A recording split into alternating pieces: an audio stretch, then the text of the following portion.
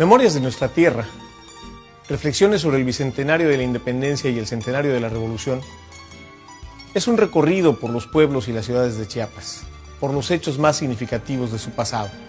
De la mano de historiadores expertos que han dedicado parte de su vida a conocer, a través de documentos y testimonios, esta historia, haremos este viaje extraordinario por la visión que los propios chiapanecos tienen de su historia.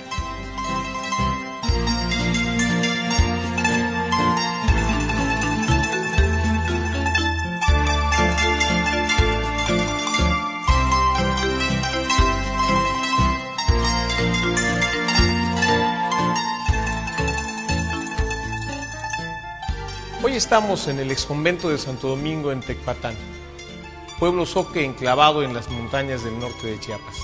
Aquí, los frailes dominicos iniciaron una obra evangelizadora en el siglo XVI y, acompañados de las manos del arte, de la concepción cultural del pueblo zoque, construyeron este magnífico edificio que hoy es un legado monumental para Chiapas y para el mundo. Encabezados, entre otros, por Fray Antonio de Pamplona, los indígenas zoques de Chiapas trabajaron en la fábrica de este maravilloso ejemplo de arquitectura mudéjar, que por sus dimensiones rebasa con mucho a otros monumentos de su época, como el propio exconvento de Santo Domingo en San Cristóbal de las Casas y el también exconvento de Santo Domingo en Chiapa de Corzo. Conocido durante muchos años como La Ruina por los pobladores de Tecpatán, ahora este edificio tiene una nueva vida y pronto albergará al Museo de Arte Litúrgico de Tecpatán.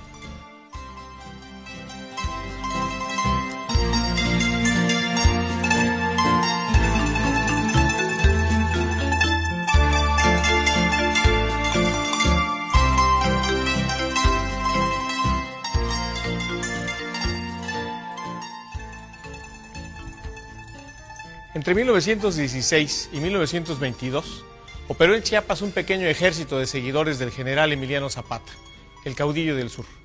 Sobre ese aspecto poco conocido de la historia de Chiapas, conversaremos hoy con Rocío Ortiz Herrera y Juan González Esponda en este magnífico escenario.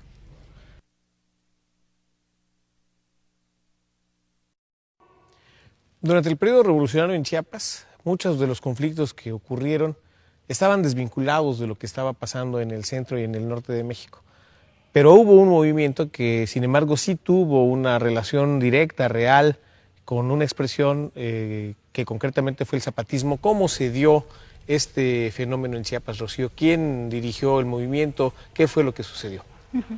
Bueno, el movimiento zapatista o la revolución zapatista es un momento de la historia de Chiapas poco conocido. Y eso se debe, me parece a mí, a que fue un movimiento que no triunfó y que efectivamente, como tú señalas, estuvo vinculado directamente con el movimiento armado que encabezó Emiliano Zapata en el centro-sur del país. El zapatismo en Chiapas estuvo dirigido por un chiapaneco que se llamó Rafael Calimayor, que fue hijo de finqueros establecidos en Cintalapa, y que en 1910 Calimayor decide ir a la Ciudad de México a cursar sus estudios de preparatoria. Ingresa a la Escuela Nacional Preparatoria y después decide entrar a la Universidad Nacional para estudiar la carrera de Derecho. Sin embargo, contagiado por el fervor revolucionario, decide ingresar a las filas de Emiliano Zapata. No se sabe muy bien qué hizo Calimayor los primeros años de su incorporación al ejército de Zapata, pero bueno, según un informe que él mismo elaboró de su propia trayectoria en este movimiento, él dice que en 1915 pidió a Emiliano Zapata ser designado jefe de operaciones militares en los estados de Campeche, Tabasco, Yucatán y Chiapas, para pues en toda esta región tratar de difundir el plan de Ayala. Y Zapata aceptó esa proposición, y es así que en 1915, en abril de 1915, el cuartel militar del zapatismo, de los zapatistas, deciden designar a Calimayor jefe de operaciones militares en estos estados del sureste del país. Y fue así entonces que en abril de 1915 Calimayor sale de la Ciudad de México con una pequeña tropa para actuar en estos estados, ¿no? En la trayectoria, en su travesía de la Ciudad de México a Chiapas, la tropa se menguó muchísimo porque enfrentaron diversos ataques de los carrancistas. Pero bueno, finalmente en la Ciudad de México tuvieron un enfrentamiento con carrancistas y después en Oaxaca también el gobernador de ese estado le pidió que le apoyara para combatir también a tropas carrancistas que estaban amenazando con invadir la capital de Oaxaca. Y pues tardó un año, ¿no?, en esta travesía y finalmente llegó a Chiapas en abril de 1916. Y cuando Calimayor estaba por entrar al estado, él ya sabía de que aquí en Chiapas estaba levantado en armas Tiburcio Fernández Ruiz. ¿A qué región de Chiapas llegó Calimayor? Sí, bueno, Calimayor se estableció bueno, como tú sabes, los mapaches y el pinedismo actuaron sobre todo en la zona altos y en los valles centrales del estado.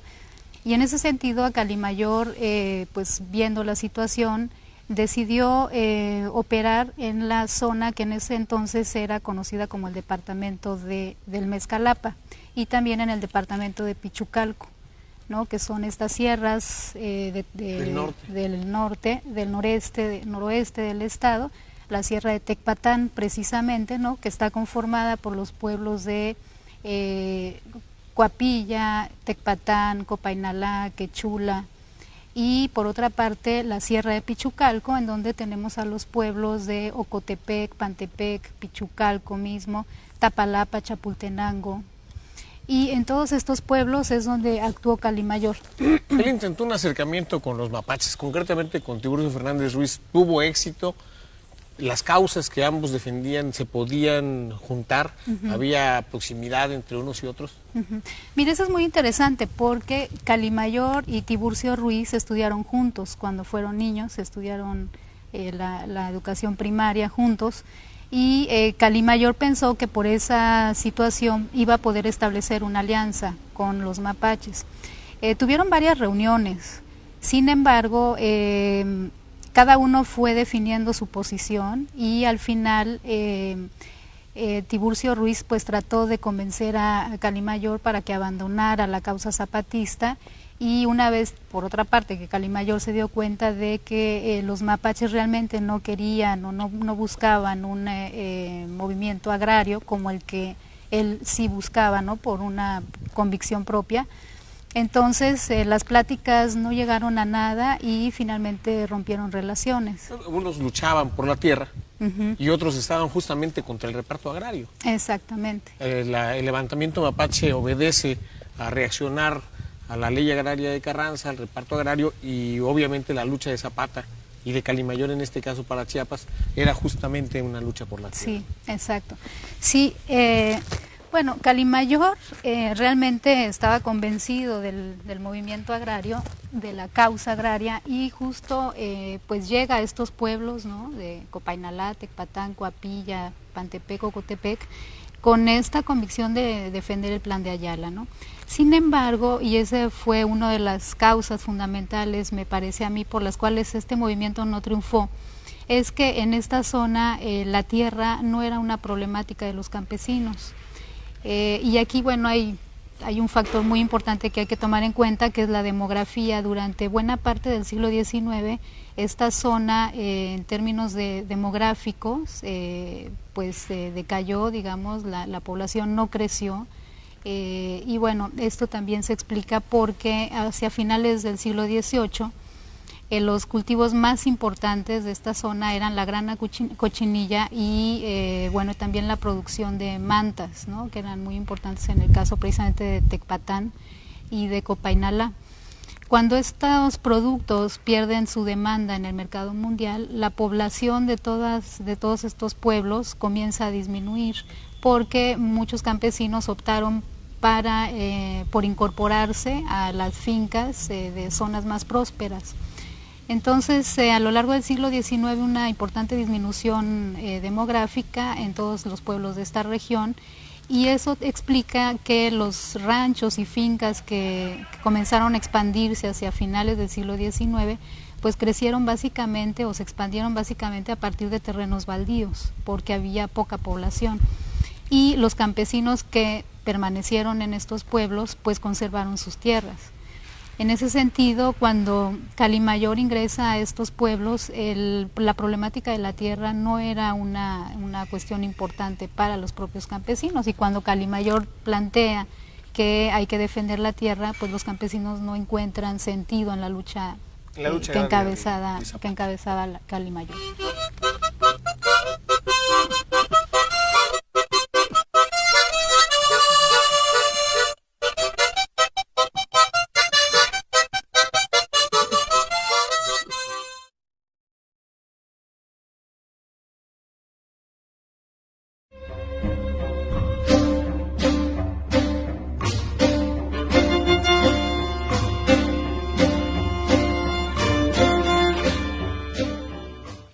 Chiapas tiene una historia particular que, si bien coincide en mucho con la historia nacional, tiene peculiaridades propias, y una de ellas es el acento en la lucha por la tierra en la mayor parte de sus conflictos. Esta lucha ha determinado la participación de los grupos sociales en favor o en contra del reparto agrario, sobre todo porque su estructura a lo largo del tiempo se ha modificado. ¿Cómo ha sido esta historia del agrarismo en Chiapas? ¿Cómo ha sido la estructura agraria? ¿Y cómo de alguna manera esto determinó la participación de los chiapanecos en la revolución, Juan? Bueno, habría que considerar que el siglo XIX es determinante. Los acontecimientos que suceden en ese periodo van a determinar el comportamiento de los chiapanecos en la revolución. Por esa razón no habían condiciones para que en Chiapas hubiera un movimiento agrario en demanda de tierras, ¿no? Como sí lo había en el estado de Morelos. El zapatismo, hay que considerarlo, es un movimiento típicamente del estado de Morelos. Son esas condiciones las que generan ese movimiento, esa ideología, esa manera de pensar de los zapatistas. Sin embargo, en Chiapas eran otras las condiciones, ¿no? En el territorio, digamos, de Calimayor, pues era la región más desarrollada económicamente de Chiapas. Ahí estaba la finca La Providencia, la fábrica esta tan importante, La Providencia de industria textil, que incluso había participado ya en las huelgas de Cananea y las otras. Circulaba por ahí el periódico Regeneración. Es decir, el área de Cintalapa y Jiquipilas era la región más dinámica en términos económicos, ¿no? Y la clase, digamos, propietaria de la región, pues era de las más progresistas del estado de Chiapas. Eso explica que el comportamiento de los finqueros de esa región, pues no vaya a ser ni en favor ni en contra en un primer momento en la revolución. Sin embargo, hay que precisar que en el caso de la Frailesca, por ejemplo, que es la cuna de la revolución mapache. Ahí era otra condición, ¿no? Ahí, los mapaches eran de alguna forma finqueros sí progresistas, pero digamos con un nivel de atraso un poco mayor que los de Cintalapa, y con un dominio sobre todo de la población que vivía en las haciendas. Un efecto muy curioso, por ejemplo, es que la tropa mapache, la oficialidad de los mapaches estaba constituida por los propios finqueros, pero la tropa eran los peones de las fincas. Así es, en efecto. Y en el caso del zapatismo de Calimayor no hubo esa repercusión, no caminaron por su propia cuenta los peones. Bueno, yo diría que en el caso de Calimayor, la facción de la revolución que representaba Calimayor era de alguna manera la más popular de las que habían en Chiapas, ¿no? Porque, bueno, los finqueros mapaches que organizaron la defensa en contra de los carrancistas, pues fueron a la guerra en defensa de sus intereses, para que nada cambiara. La de los altos, de alguna manera, también para proteger sus propios intereses. Hay que hacer notar que en ambos casos no hay población, digamos, campesina o población indígena que los apoye. Por el contrario, en algunos casos se dieron algunos eventos de apoyo a los carrancistas en las zonas indígenas, porque emboscaban a la tropa de Alberto Pineda, ¿no? Sin embargo, en el caso de los mapaches, no. Los mapaches, por ser la región de la Frailesca una zona de fincas, de haciendas, de ranchos, y por estar predominantemente integrada a las fincas por peones acasillados, muchos de los cuales, hay que decirlos, a veces eran parientes de los mismos hacendados, ¿no? Entonces, desarrollaban un dominio de tipo patriarcal. Eran vistos los hacendados como parte de la familia, como el mayor, como el principal de las haciendas, y eso les facilitó que en el momento en que llegan los carrancistas, pues los oficiales mapaches, los finqueros, que esos fueron los oficiales, pues conquistaran con mucha facilidad a los peones de las haciendas, que ni por acá les pasaba que en el centro del país los peones estaban demandando el reparto agrario, ¿no? Estaban ahora, además haciendo una guerra. No eran las haciendas de Chiapas, las fincas de Chiapas, de estos valles centrales, grandes latifundios como los que había en el norte y en el centro de México. Eran, digamos, modelos de producción mucho más familiares, con pequeñas posesiones, lo que explica de alguna manera que hubiese una respuesta negativa al reparto agrario. Al final, esa estructura, si bien también tenía su grado de injusticia por las condiciones en las que vivían los peones, no era, digamos, tan grave como lo que ocurría en el centro quizá. Sí, efectivamente era, digamos, una economía muy doméstica, muy poco vinculada a los mercados exteriores. Hay que recordar qué es lo que se producía en esos valles, ¿no? Bueno, los salteños siempre han vivido de una relación bastante parasitaria con los pueblos indígenas, ¿no? Es decir, de alguna manera esa contradicción que en diferentes épocas de la historia se manifiesta entre indígenas y mestizos en los Altos, pues tiene que ver con que la riqueza de estos mestizos pues se fundamenta en la explotación de la mano de obra indígena. Sin embargo, en esta región no. De alguna forma la finca tenía un funcionamiento natural. Era una economía natural, con pocos vínculos con los mercados internacionales.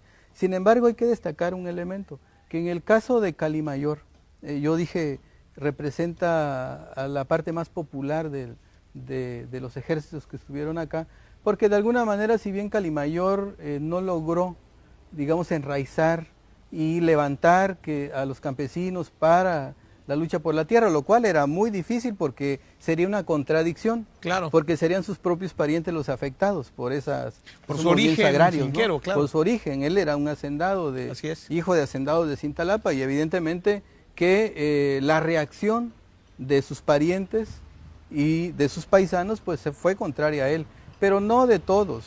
Hubieron algunos mozos, hubieron gentes, hay que recordar que la fábrica La Providencia tenía obreros, y que algunos de estos se incorporaron a las filas de Rafael Calimayor, ¿no? De tal manera que el ejército de Rafael Calimayor resulta, independientemente de los éxitos militares, del influjo que pudo haber tenido en términos políticos entre los campesinos, que hay que decir no existían como tal.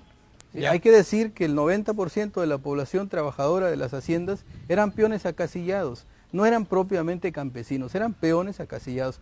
Esa era la condición social de la mayoría, y entonces evidentemente que ni Calimayor, representando a Zapata, que era, digamos, una lucha muy legítima, no tuvo eco. ¿Por qué? Porque las condiciones sociales de Chiapas son diferentes. En Chiapas en ese momento acabábamos de tener, en 1911, el último ajuste de cuentas entre los grupos de poder local, los salteños y los de los valles centrales, por el control político del Estado, con la guerra esta de 1911, pero sí, corresponde a un hecho del siglo pasado. De 1892, cuando decide Rabasa trasladar la capital de San Cristóbal a Tuxtla.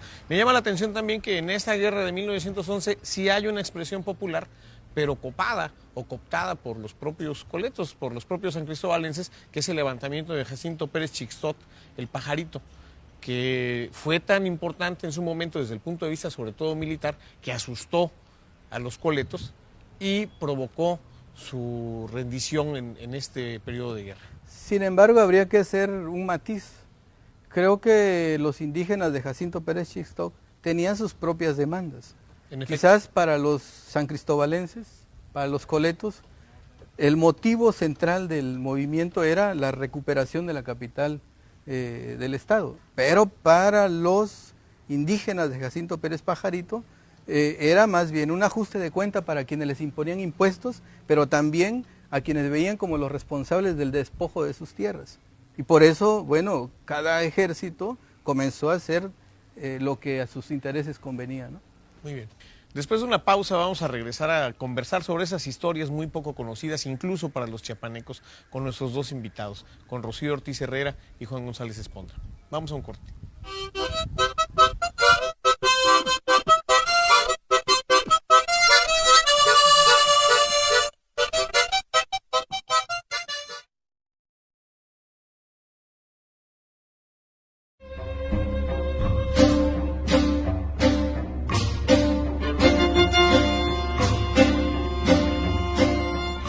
Si sabemos ahora muy poco del ejército zapatista de Rafael Cali Mayor, es porque nunca tuvo muchos integrantes, fue un ejército pequeño, aunque muy latoso y muy ruidoso en esta zona del Mezcalapa. ¿Cómo vinieron los zapatistas a Chiapas?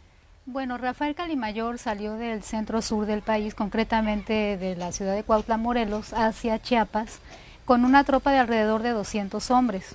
Sin embargo, en el trayecto de su viaje hacia Chiapas, pues la tropa fue menguando hasta quedar reducida a tan solo 20 hombres. Cuando Cali Mayor ingresó al territorio chiapaneco, pues lo acompañaban estos 20 hombres que ya venían sin armas, descalzos, casi desnudos, por los enfrentamientos que tuvieron con las tropas carrancistas, ¿no?, en el trayecto de Cuautla para Chiapas. La tropa de Cali Mayor fue creciendo un poco, primero en el pueblo de La Concordia, donde Cali Mayor repartió 4 haciendas, y él mismo dice que una parte de los campesinos de estas haciendas, en el informe que él escribió, los campesinos acasillados en estas haciendas se sumaron a la tropa zapatista. Y ya cuando Cali Mayor emprendió su viaje aquí a esta zona del Mezcalapa, se fueron sumando algunos campesinos de esta región, sobre todo los que trabajaban también como peones en las fincas, y después de 1914, cuando se declara la ley de liberación de los mozos, pues muchos finqueros tuvieron que echar afuera, ¿no?, a los mozos, y estos mozos quedaron desprotegidos y ya tampoco tenían tierras de cultivo, y fueron ellos quienes finalmente se sumaron a las tropas de zapatistas, ¿no? Pero era un porcentaje reducido de la población. Claro, nunca fue un ejército grande. ¿Cuántos miembros llegó a tener? Bueno, hay unos que dicen 200, otros 400, hay quien puede afirmar que eran 1000, pero supongo que el ejército de Cali Mayor era, siendo el más popular, el más grande, digamos,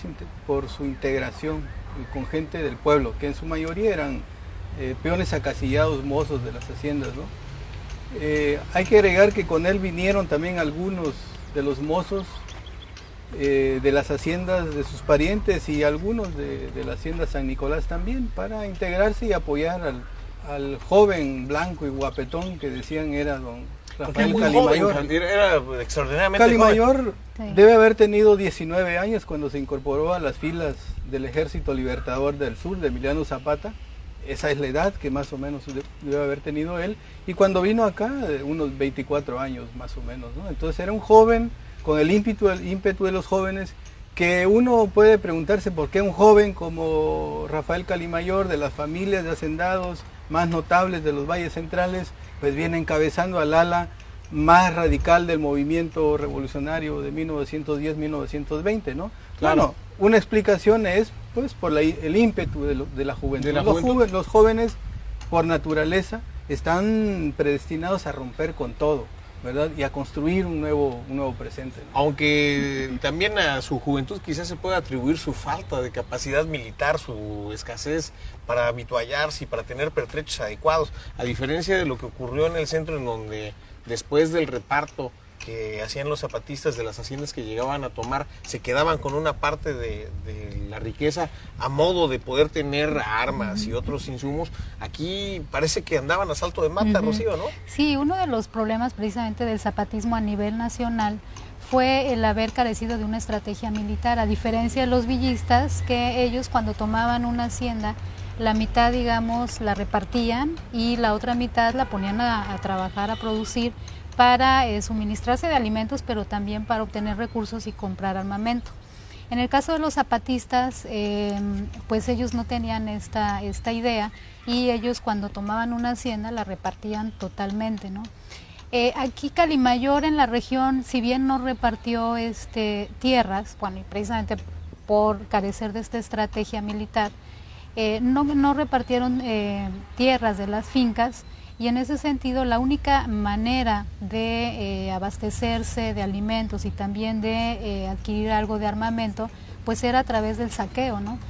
Y en ese sentido, bueno, la gente de estos pueblos recuerda esa época del zapatismo como una época de tragedia, digamos, porque los zapatistas llegaban, incursionaban en los pueblos, y lo que hacían era saquear las casas, saquear los negocios, pues violar a las mujeres, y se llevaban también a los hombres por la fuerza, para que les ayudaran a cargar, ¿no?, los víveres que robaban y los animales al campamento que ellos tenían, el campamento militar que establecieron en Pozo Colorado, en la zona de Malpaso.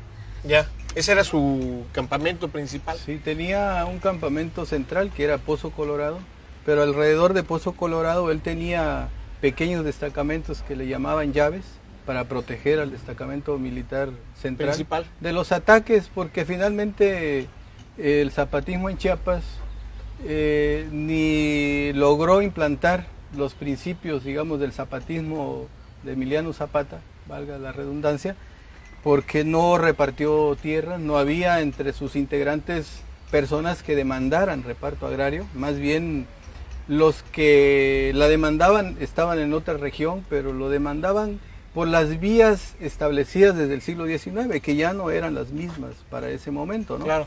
Y por otro lado, los que no la tenían vivían muy bien en su condición de peones acasillados de las haciendas.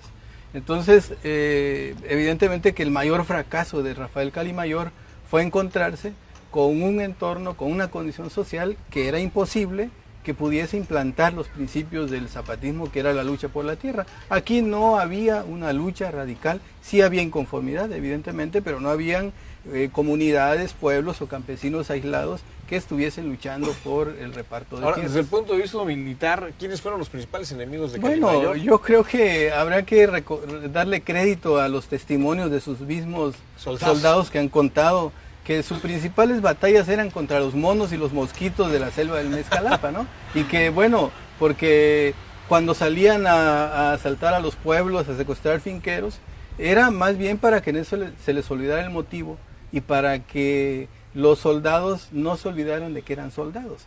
Pero claro, digamos que el ejército de Calimayor, a diferencia de Pineda, a diferencia de Don Tiburcio o de los mismos carrancistas, estos se refugiaron en la selva del Mezcalapa y su lucha fue por la conservación frente a la maleza, frente a la vegetación y bueno, la presencia de moscos y las condiciones de vida en la selva, ¿no? Pero no hubo, digamos, una estrategia militar por tratar de alcanzar territorios, someter territorios como en otras. No hubo batallas significativas entre los zapatistas y otras fuerzas. No. Bueno, yo lo que encontré en los documentos eran pues muchas peticiones de los presidentes municipales de todos estos pueblos para que el Estado les dotara de pertrechos de guerra, ¿no? Pero el asunto es que el gobierno estatal estaba más centrado en atender la rebelión mapache que la rebelión zapatista, ¿no? Entonces fue verdaderamente un momento muy difícil para las propias autoridades municipales porque nunca recibieron la ayuda del gobierno del estado y por otra parte para la propia gente, ¿no? Que pues sin la presencia de la milicia estatal, la gente lo que hizo, los campesinos, las mujeres, lo que hicieron fue huir de los pueblos. Esta época la gente la recuerda como la época de la huyenda, porque huían de los pueblos, se iban a las cuevas, a la montaña, y ahí permanecían meses enteros comiendo lo que la montaña les daba, ¿no? Ante el temor de las incursiones de esa banda mal armada, caótica. Pero ellos prefirieron huir, ¿no? Las mujeres siempre eran víctimas de todos. Claro, ¿sí? De los carrancistas principalmente, de los mapaches, de los pinelistas. Pero las mujeres no solo fueron víctimas, también tuvieron otro papel en esta guerra. Bueno, el caso de Clotilde López, que era la mujer que servía de correo entre el jilguero de Chiapas de Calimayor y el jilguero de Morelos de Emiliano Zapata. Creo que fue una mujer importante, pero además habían otras, las mujeres que hacían el servicio doméstico, las mujeres que cultivaban también, un poco en la lógica del zapatismo de Emiliano Zapata, pero bueno, como dice un coronel zapatista, don José R. Sánchez, por mujeres no paramos. Hasta mi general tenía la suya. Hasta mi general Calimayor. Tenía su hembra. Bien, pues este es el panorama que podemos ofrecer a los chiapanecos, a México y al mundo, sobre una historia poco contada que merece todavía una mayor reflexión de los historiadores, el zapatismo en Chiapas.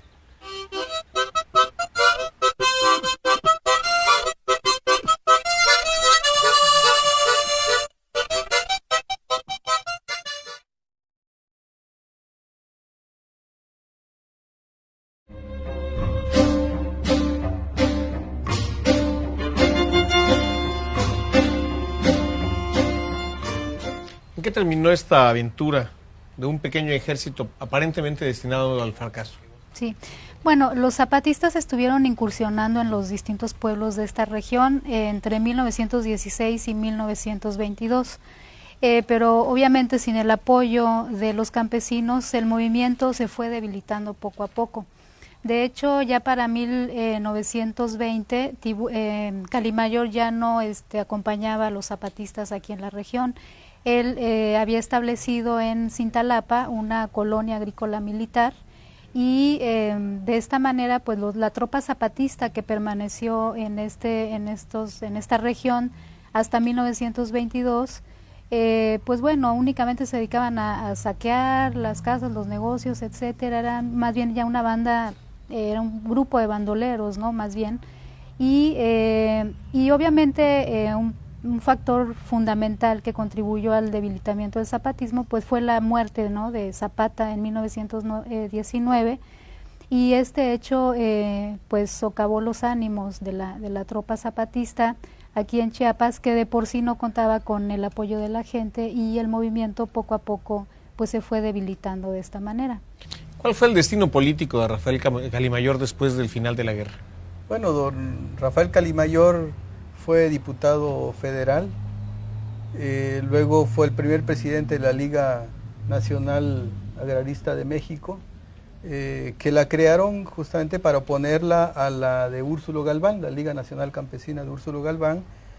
Fue también jefe en 2 plazas militares y bueno, falleció en 1942 siendo apenas muy joven. Sin embargo, más que la importancia que puede tener como una de las fuerzas militares en Chiapas, creo que lo más relevante de Calimayor es el hecho de que trajo las ideas de Emiliano Zapata, porque ellos tenían una especie de cursos en los que capacitaban a los que pertenecían a esa brigada, a la brigada Calimayor, como los historiadores la han llamado, y que tenía esos campamentos militares, ¿no? Yo creo que eso es lo más importante, sobre todo porque los campesinos, los peones, mozos y libres también, no necesariamente solamente peones, de los valles de Cintalapa y Jiquipilas, unos años después están luchando por la tierra